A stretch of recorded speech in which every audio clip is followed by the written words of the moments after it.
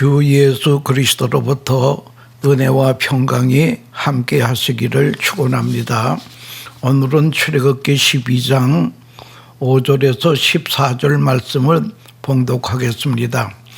너희 어린 양은 흠없고 일련된 수컷으로 하되 양이나 염소 중에서 취하고 이달 열 나흘까지 간직하여 하였다가 해가 질 때에 이스라엘 회중이 그 양을 잡고 그 피를 양을 먹을 집 좌우 문설 주위와 임방에 바르고 그 밤에 그 고기를 불에 구워 무교병과 쓴나물과 아울러 먹되 날것으로나 물에 삶아서 먹지 말고 머리와 다리와 내장을 다 불에 구워 먹고 아침까지 남겨두지 말며 아침까지 남겨두는 것은 곧 불사르라. 너희는 그것을 이렇게 먹을지니 허리에 띠를 띠고 발에 신을 신고 손에 지팡이를 잡고 급히 먹으라. 이것이 여호와의 유월절이니라. 내가 그 밤에 애굽 땅에 두루다니며 사람이나 짐승을 막론하고 애굽 땅에서 있는 모든 처음 난 것을 다 치고 애굽의 모든 신을 내가 심판하리라. 나는 여호와라. 내가 애굽 땅을 칠 때에 피가 너희가 사는 집에 있어서 너희를 위하여 표적이 될지라. 내가 피를 볼 때에 너희를 넘어가리니 재앙이 너희에게 내려 멸하지 아니하리라. 너희는 이 날을 기념하여 여호와의 절기를 삼아 영원한 규례로 대대로 지킬지니라. 아멘. 이 말씀을 가지고 예수 십자가 보혈의 능력, 예수 십자가 보혈의 능력이라고 하는 주제로 말씀드리려고 하는 것입니다. 마틴 루터는 이런 말을 했습니다. 성경을 짜 보아라. 그러면 피가 나올 것이다. 그리고 구약을 짜면 어린 양의 피가 나오고 신약을 짜면 예수님의 피가 흘러나올 것이다 라고 말씀했습니다. 성경은 피 이야기로 시작해서 피 이야기로 끝나고 있습니다. 인간이 범죄하자마자 하나님은 피의 역사를 시작하셨습니다. 하나님께서 천지 만물을 창조하시고 아담과 하와에게 선악을 알게 하는 나무를 먹지 말라고 하셨습니다. 그러나 아담 해와는 선악과를 따먹고 말았습니다. 그리고는 부끄러워서 나무 잎사귀로 옷을 만들어 입고 나무 그늘 밑에 숨었습니다. 이때에 하나님이 아담아 네가 어디에 있느냐 하고 부르십니다. 그럴 때에 아담은 내가 벗었으므로 부끄러워 나무 밑에 숨었나이다. 왜 먹지 말라는 선악과를 먹었느냐? 내가 먹으면 정령 죽으리라 말하지 아니하였느냐? 죄를 짓고 부끄러워서 숨어있는 아담과 해와이지만 하나님은 이들을 찾아오셨습니다. 이들이 무화과 나무 잎으로 수치를 가리울 수가 없습니다. 이것을 보시고 하나님께서는 아담과 해와에게 양을 잡아 하나님은 아담과 해와에게 가죽 옷을 지어 입혔습니다. 그래서 기독교는 자기가 만든 무화과 잎사귀로 부끄러움을 가릴 수가 없는 종교가 아니고 하나님께서 양을 잡아 그 피로 아담과 해와의 부끄러움을 덮어주는 피의 복음임을 우리에게 가르쳐주는 것입니다. 기독교는 내가 만든 무화과 잎사귀 종교가 아니라 하나님이 만들어주신 피의 옷 복음이 옳시다. 창세기 3장 15절에 여자의 후손은 내 머리를 상하게 할 것이요 너는 그의 발꿈치를 상하게 할 것이라. 이 말씀은 예수님이 오셔서 피 흘려 죽으시고 우리를 구원하시겠다고 하는 말씀을 성경적으로 최초로 예언하셨다고 하는 것입니다. 창세기가 성경 첫 번째 책이라면 성경 마지막은 요한계시록이 올시다. 요한계시록 7장 14절에 마지막 환난에서 구원받은 백성이 나옵니다. 이는 큰 환난에서 나오는 자들인데 어린 양의 피에 그 옷을 씻어 희게 하였느니라고 말씀합니다. 마지막 날 피로 씻김 받은 자들만이 구원을 얻는다고 하는 것입니다. 그러므로 성경은 피의 책이요 기독교의 복음은 피의 복음이라고 하는 것을 알아야 될 것입니다. 여러분, 우리는 피의 신비를 알아야 될 것입니다. 인간의 생명이 어디에 있습니까? 의학적으로 지금부터 100년 전에 인간의 생명이 피 속에 있다고 하는 것을 발견했습니다. 그런데 그것은 너무나 위대한 발견이었습니다. 그러나 지금부터 수천 년 전 기록된 성경 레위기서에 보니까 육체의 생명은 피에 있음이라고 레위기 17장 11절에 있다라고 하는 것입니다. 몸속에 있는 피는 신비한 물질이올시다. 생명의 신비가 피 속에 숨겨져 있다라고 하는 것입니다. 하얀 쌀을 먹고 파란 채소를 먹지만 피는 빨갛다고 하는 것입니다. 왜 그러는지 우리는 알 길이 없습니다. 인간이 인간을 복제해낼 수 있다고 말합니다. 머리 좋고 잘생긴 사람을 인간이 만들어낸다는 거예요. 그러나 과학이 아무리 발달해도 생명은 만들지 못합니다. 왜냐하면 인간은 피를 만들 수 없기 때문입니다. 피 속에 있는 생명을 만들 수 없기 때문입니다. 하나님께서 흙으로 사람을 빚어 만드시고 그 코에 생기를 불어 넣었더니 생명이 됐다. 리빙 소울이 됐다라고 하는 것입니다. 영적인 존재가 되었다고 하는 것입니다. 바로 이때에 하나님께서 피 속에 생명의 신비를 불어 넣은 것입니다.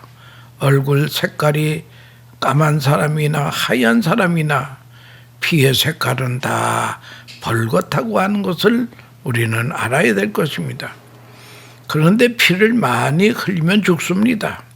우리 몸에는 적당량의 피가 있어야 되는 것인데 피가 모자라면 죽기 때문에 수혈을 하는 수가 있습니다.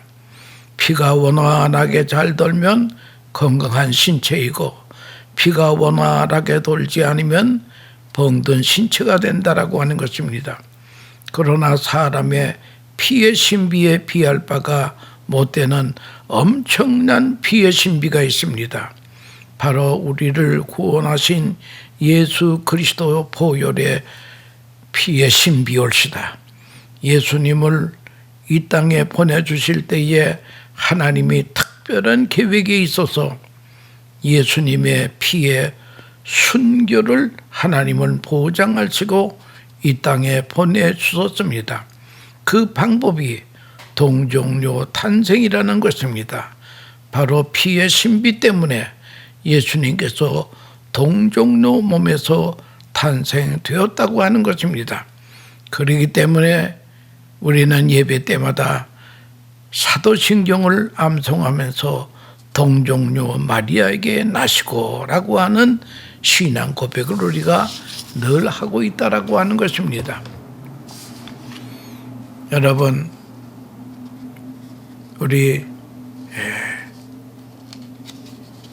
예수 믿는 사람은 오직 예수님의 피의 공로로 구원받지 않습니까? 그래서 우리 참 예수님의 피는 대단한 피라고 하는 것을 알아야 될 것입니다. 예수님의 십자가의 보혈을 알기 위해서는 유월절 어린 양의 피를 우리가 살펴보아야 될 것입니다. 오늘 본문은 해방과 구원의 책 최르기의 절정입니다. 성도들을 묶고 있는 사탄을 상징하는 바로를 굴복시키기 위해 하나님은 10가지의 재앙을 내렸습니다. 본문은 그 마지막 재앙, 장자의 죽음의 재앙이었다. 이날 애굽의 모든 장자는 죽었고 이스라엘은 구원을 얻었습니다. 장자가 죽었다고 하는 것은 그 가족이 다 죽은 것입니다. 이 장자라고 하는 것은 가족의 대표성이 있다라고 하는 것을 우리가 알아야 될 것입니다. 이스라엘 백성들은 가족이 한 번에 먹을 수 있는 어린 양 한 마리씩 준비하라고 했습니다. 본문 성경의 기록에 따르면 4일 전에 준비해 두어야 합니다. 그리고 그 양은 불에 구워 먹어야지 또 그것을 아침까지 남겨두어서는 안 됩니다. 아침까지 남는 경우는 즉시 불에 태워 없애버려야 된다고 하는 것입니다. 중요한 것은 그 어린 양 고기를 먹기 전에 그 어린 양의 피를 문설주 좌우에 발라야 된다는 거예요. 피가 발려진 그 집과 피가 없는 집은 애굽과 이스라엘의 구별이 된다라고 하는 것입니다. 이제 멸망의 천사가 이제 애굽에 왔을 때에 그들의 첫 태생들을 보호하기 위해서는 임방의 양쪽에 피를 발라야 됩니다. 참으로 무서운 심판에 그날 밤에 이집트에서 일어나게 됩니다. 사람이나 가축의 모든 첫 태생이 죽음을 당합니다. 애굽의 모든 신들도 심판을 받게 됩니다. 이스라엘 백성이 애굽의 노예 쇠사자로 해방되기 위해서는 어린 양의 희생의 제물이 필요하듯이 인간도 죄와 죽음과 심판의 노예 사슬에서 해방되기 위해서는 어린 양 대신 예수 그리스도의 피가 필요하다고 하는 것입니다. 성경은 예수 그리스도를 유월절 어린 양으로 표현하고 있습니다. 예수 그리스도는 하나님의 어린 양이 되십니다. 요한계시록에 자주 예수님에 대하여 보좌의 어린 양이라고 표현하고 있습니다. 세례 요한은 예수님에 대하여 증거하시기를 요한복음 1장 29절에 보라 세상 죄를 지고 가는 하나님의 어린 양이로다. 이사야 53장 7절에는 그가 곤용을 당하여 괴로울 때에 그 입을 열지 아니하였으며 마치 도수장으로 끌려가는 어린 양과 털 깎는 자 앞에서 찬반하면 양같이 그 입을 열지 아니하였도다 라고 기록이 되어 있습니다. 유월절 어린 양은 흠 없고 점 없는 양이어야 했습니다. 이 점이라고 하는 것은 선천적으로 타고나는 것이고 유전적인 것입니다. 그러나 흠이라고 하는 것은 후천적으로 생기는 상처, 실수로 인해 생기는 상처를 말합니다.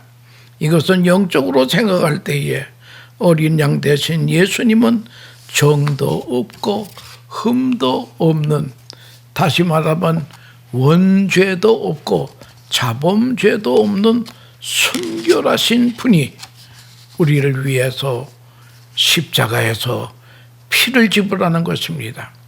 베드로전서 1장 18절 19절에 보면 너희가 알거니와 너희 조상의 유전한 망령된 행실에서 구속된 것은 은이나 금이나 없어질 것으로 된 것이 아니요 오직 흠 없고 점 없는 어린 양 같은 그리스도의 보배로운 피로 한 것이라고 분명히 말씀하고 있습니다. 이 어린 양은 아비월 10일에 준비해 두었다가 14일 저녁에 잡도록 되어 있습니다. 적어도 4일 전에 준비가 되어 있어야 된다고 하는 것입니다. 기분 내키는 대로 양 한 마리를 골라서 잡는 것이 아닙니다.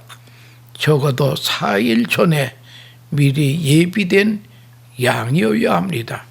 예수님은 만세 전에 이미 준비된 어린 양이었다라고 하는 것입니다. 그분은 이 땅에 오셔서 유월절 희생이 되기 4일 전에 어린 낙이 새끼를 타시고 예루살렘에 호산나 입성을 하시게 됩니다. 이 얼마나 기가 막힌 성경의 예언의 성취입니까? 또한 그 양의 뼈는 하나도 꺾여서는 안 된다고 명령을 받고 있습니다. 출애굽기 12장에 46절에 보면 한 집에서 먹되 그 고기를 조금도 집 밖으로 내지 말고 뼈도 꺾지 말지며 라고 했습니다. 성경은 이것이 어린 양 되신 예수님의 죽음을 예표한 것이었습니다. 요한복음 19장 33절 34절에 보면 예수께서 이르러 이미 죽은 것을 보고 다리를 꺾지 아니하고 그중 한 군병의 창으로 옆구리를 찌르니 그 피와 물이 나오더라. 36절은 이 일이 이룬 것은 그 뼈가 하나도 꺾이지 아니하리라 한 성경을 응하게 하는 것입니다. 로마의 십자가형에 의하면 죄수의 고통을 덜어주기 위해서 빨리 죽게 하는 방법으로 죄수의 뼈를 꺾어줍니다. 그런데 예수님은 뼈가 하나도 꺾이지 않았습니다. 벌써 예수님은 십자가에서 피를 많이 흘려서 이제는 생명이 이미 없기 때문입니다. 또한 피는 반드시 문에 발라줘야 됩니다. 놀라운 사실은 양의 피를 먹을 집에 좌우 솔주와 바르되 임방에는 바르지만 문지방에는 바르지 말라고 했습니다. 좌우 솔주와 임방에는 바르되 문지방에는 바르지 말라고 했습니다. 히브리서 10장 29절입니다. 이것은 계약의 피를 짓밟는 일이 없도록 하기 위한 것입니다.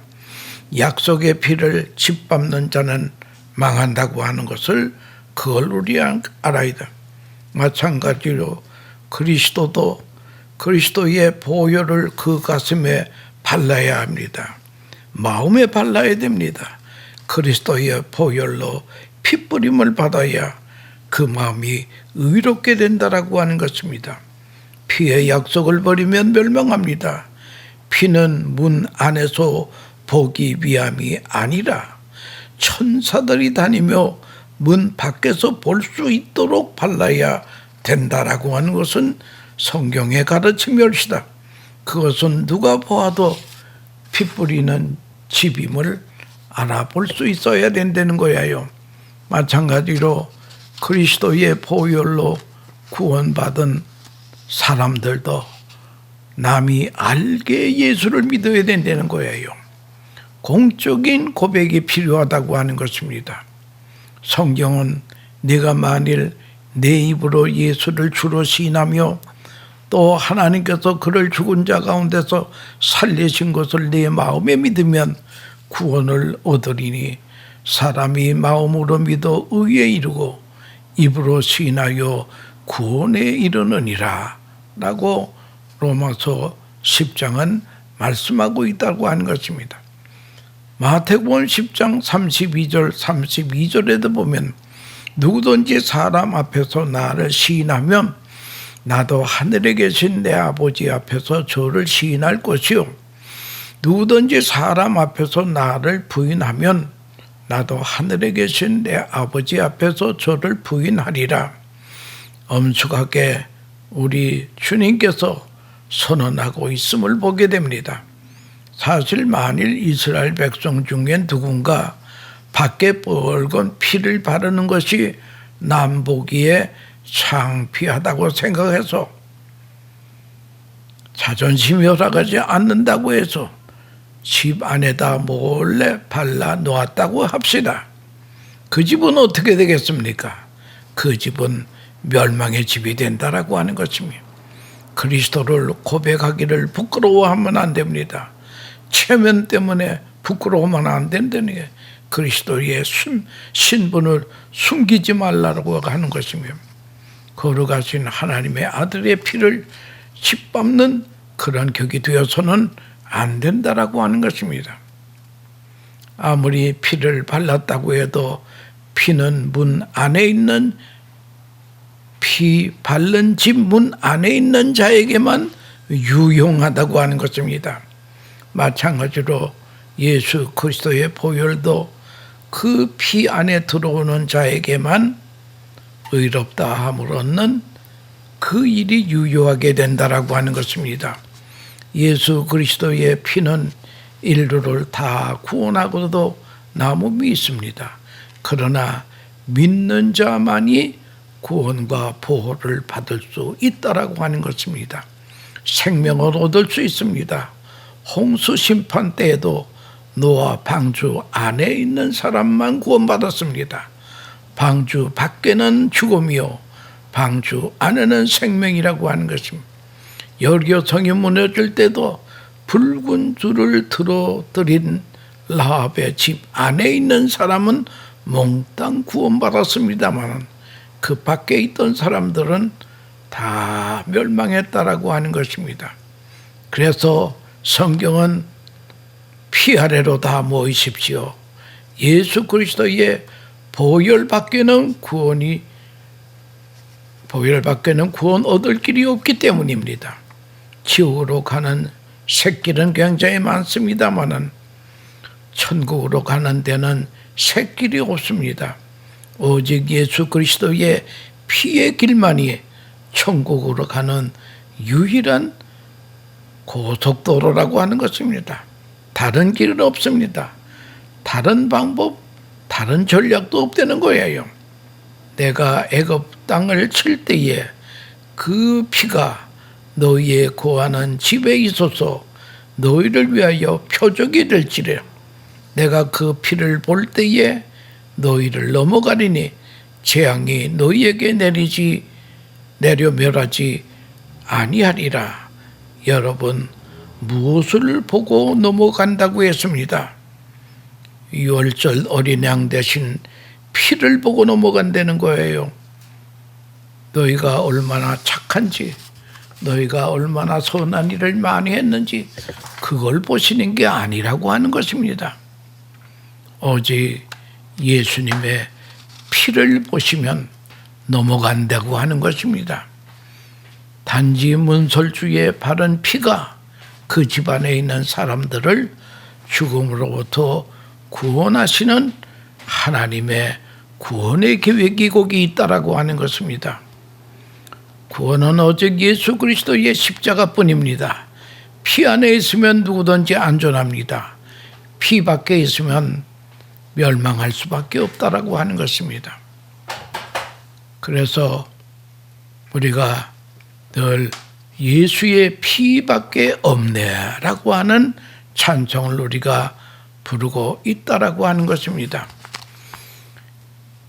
베테랑급의 비행기 조종자 파일럿도요, 비행을 할 때에, 비행기를 운전할 때에 자기 눈이나 경험이나 감성에 의해서 비행을 하면 절대 안 된다는 거예요.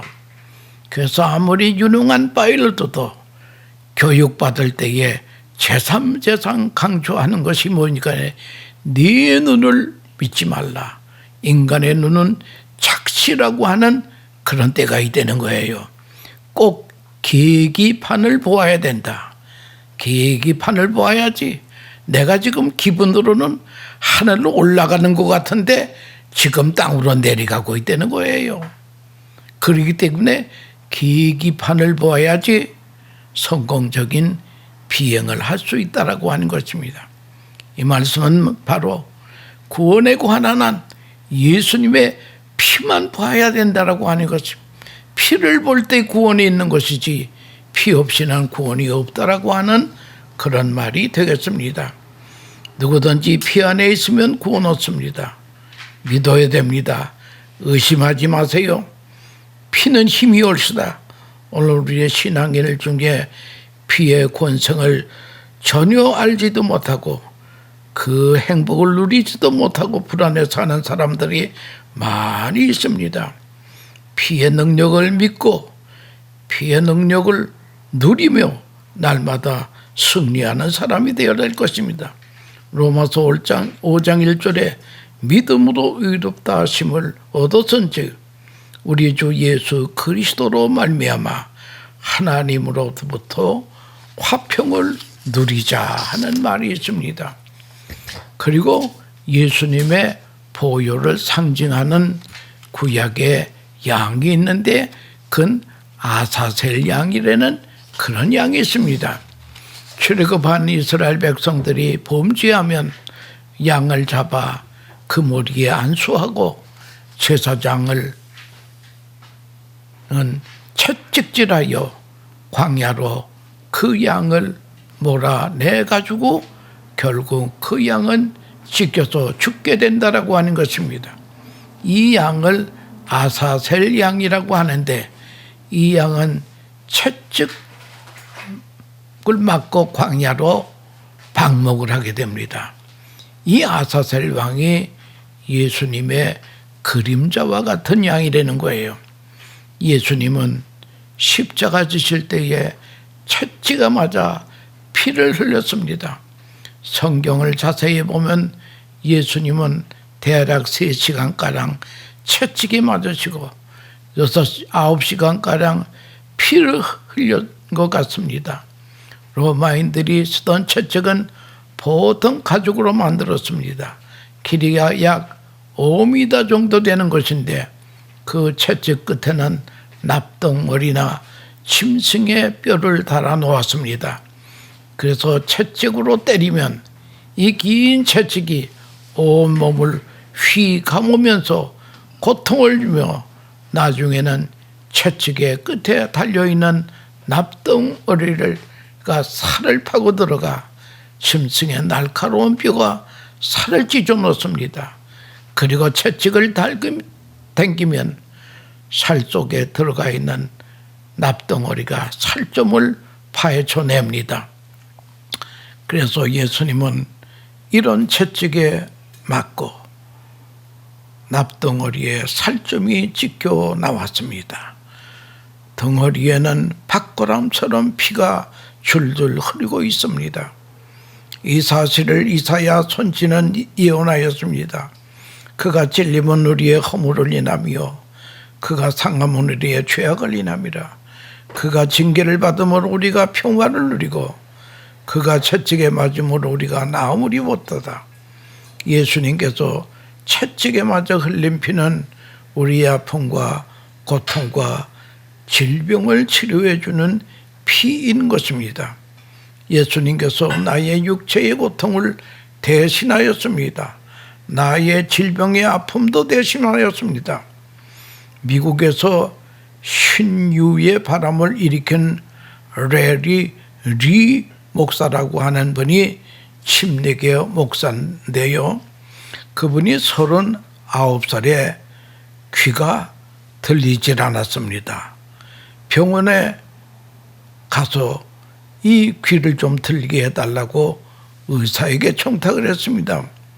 그런데 밤 2시가 되었을 때 소리를 듣지 못하는 목사님 귀에 하나님의 음성이 들렸습니다. 이 목사야, 나가서 전해라, 고쳐줄게 하는 음성이었습니다. 그때 이 목사님은 하나님, 저는 지금 듣지도 못합니다. 듣지도 못하는데 어떻게 복음을 전하려는 것입니까?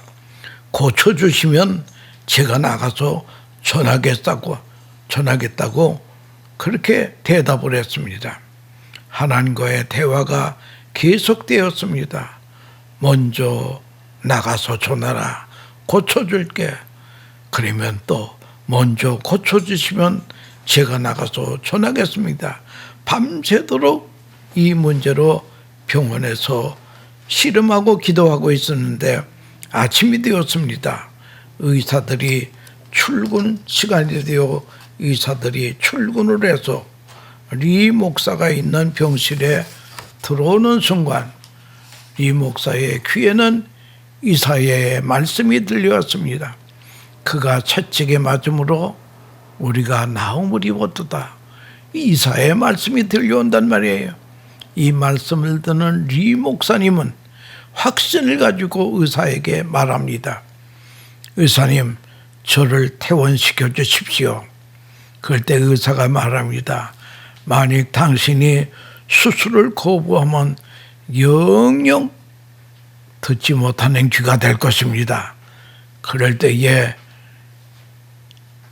그래도 목사님은 나는 당신의 말보다는 하나님의 말씀을 듣겠습니다. 병원에서 나왔습니다. 그리고는 곧장 공원으로 갔습니다. 그곳에 가서 마침 산책하는 많은 사람들 앞에서 리 목사님은 큰 소리로 복음을 전했습니다. 그랬더니 순간 귀가 뻥 하고 떨어지더라는 거예요. 그 길로 이 목사님은 나가서 하나님의 말씀을 보다 더 열심히 담대하게 전했습니다. 치유하시는 하나님을 전했습니다.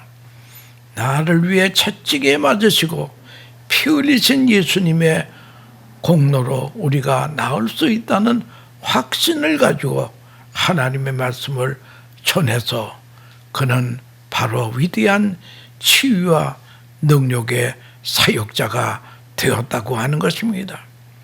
그는 큰 교회를 세웠는데 사람들이랑 한없이 모여듭니다. 많은 병자들이 치료가 됩니다. 예수님은 십자가 위에서 가시관을 쓰심으로 한없이 피를 흘렸었습니다. 예수님께서 십자가에 달리실 때에 강도들도 함께 십자가에 달렸는데 강도들은 가시관을 쓰지 않았습니다. 오직 예수님만이 가시관을 쓰셨습니다. 왜 그렇습니까?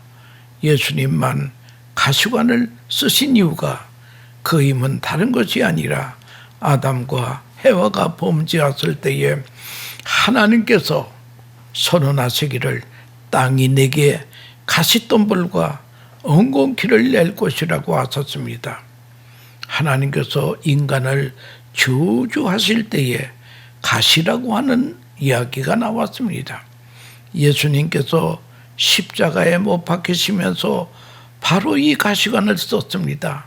예수님은 가시관을 쓰심으로 인류를 가시의 저주로부터 해방시켜 주었다고 하는 것입니다. 가시면류관을 쓰고 흘리신 피는 바로 인간의 저주를 씻는 피였다라고 하는 것을 그걸 우리가 알아야 된다라거든요. 가시면류관에서 흘러내리는 보혈은 우리에게 주어진 저주를 축복으로 바꾸어 놓았습니다. 우리의 혈통에 흐르던 죄를 차단했습니다. 가슴에 흐르는 저주를 축복으로 바꾸어 놓았습니다. 이 엄청난 보혈의 능력을 인정하고 받아들여야 된다는 거예요. 우리 삶 속에 이 귀한 말씀을 적용하시기 바랍니다. 예수님의 십자가의 보혈의 능력을 선포하시기 바랍니다. 예수님은 십자가 위에서 못 박히시고 창에 찔리심으로 보혈의 피를 흘려주었습니다. 그러므로 여러분, 우리는 이렇게 선포해야 됩니다. 나는 죄에서 구원받고 자유인이 되었습니다. 나는 죄에는 죽고 의에는 살고 주님과 연합한 몸이 되었습니다. 보혈의 능력을 선포하고 이 복음의 복을 누리는 성도들 다 되시기를 축원합니다. 감사합니다.